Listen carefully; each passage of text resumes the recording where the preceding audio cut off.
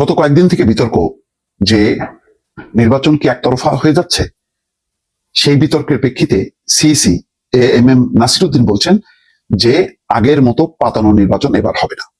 বলছেন level playing field নিশ্চিত করবে নির্বাচন কমিশন। কিন্তু মনোনয়নপত্র যাচাই বাছাইয়ের ক্ষেত্রে অভিযোগ কিন্তু স্পষ্ট। দেখা গেছে যেমন ঋণ খেলাপির ক্ষেত্রে কারোর ক্ষেত্রে ওভারলুক করা হয়েছে, আবার কারোর ক্ষেত্রে করা হয়নি। বৈষম্য তৈরি হয়েছে। বোধহয় জামাতের বেশ কিছু প্রার্থী তাদের প্রার্থিতা টিকাইতে পারেনি, একটা লেজে গোবরে হয়ে গেছে। ফলে ওই জায়গায় ইসলামী আন্দোলনকে সাপোর্ট করা হবে নাকি এনসিপি করা হবে বোঝা যাচ্ছে না। তবে আপিল করা হয়েছে, হয়তো শেষে নির্বাচন কমিশন মঞ্জুর করতে পারে। কিন্তু এই যে আইনটা সবার ক্ষেত্রে সব জায়গায় যে সমানভাবে প্রযোজ্য হলো না, যার কারণে দেখবেন যে এখন জামাত যেমন এনসিপিও তেমন তারা খুব তৎপর, ইসলামী আন্দোলনও তারা মোটামুটি চেপে বসছে। সেই কারণে হয়তো নির্বাচন কমিশন আজকে বলছে যে এবার আগের মতো পাতানো নির্বাচন হবে না। তাহলে অলরেডি তার মানে এরকম একটা শঙ্কা হচ্ছে। আওয়ামী লীগ না থাকার পরও দুর্ভাগ্যজনক ভাবে এই অভিযোগটা যখন আসছে, তখন মানে সেই তো আগের আমলের মতনই একটা পরিস্থিতি অনেকে বলতে পারে। আওয়ামী লীগ বলতে পারে যে দেখো, তাহলে আমাদের বিরুদ্ধে তোমরা বলতা, এখন তাহলে বলছো কেন, তাহলে কি হলো তোমাদের বিপ্লব। অর্থাৎ প্রতি মুহূর্তে মুহূর্তে যেটা হচ্ছে যে পরিবর্তনের যেই একটা মানুষের আকাঙ্ক্ষা, পরিবর্তনের যে লক্ষ্য উদ্দেশ্য, সেটা কিন্তু আর হলো না। পরিবর্তনটা কি এক একজনের কাছে এক এক রকম। কারোর কাছে হয়তো ইসলামী হুকুমত কায়েম করার জন্য তেমনই একটা প্রতাপ দেখা যাচ্ছে। কিন্তু আমার কাছে মূলত 15 বছরের আন্দোলনটা ছিল শেখ হাসিনার ফ্যাসিজমের হাত থেকে দেশকে রক্ষা করা, গণতন্ত্র পুনঃপ্রতিষ্ঠা করা। গণতন্ত্র পুনঃপ্রতিষ্ঠার ক্ষেত্রে অন্যতম শর্ত হচ্ছে নির্বাচন একটা স্বচ্ছ, সুষ্ঠু, সঠিকভাবে হওয়া। তো সেটাই যদি এখন প্রশ্নবিদ্ধ হয়, সেই জায়গাটা এসে প্রশ্নবিদ্ধ হচ্ছে।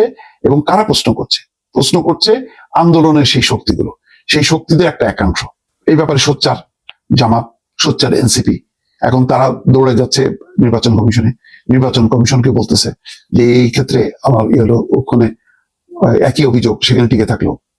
তারপরে আইন শৃঙ্খলা পরিস্থিতি আমি জানি না ইতিমধ্যে পুলিশ বা প্রশাসন তাদেরকে কি নির্দেশ দেওয়া হয়েছে।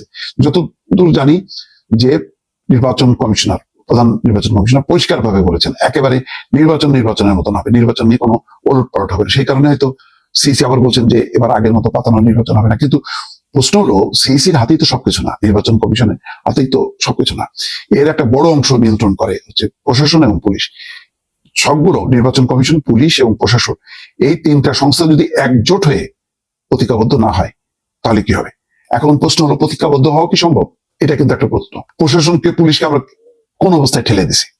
তারা যে নিজের পায়ে দাঁড়াবে, শক্ত হয়ে কথা বলবে, সেই সাপোর্ট কি তারা পাচ্ছে না। তো সুতরাং আমি চাইলেই হবে না।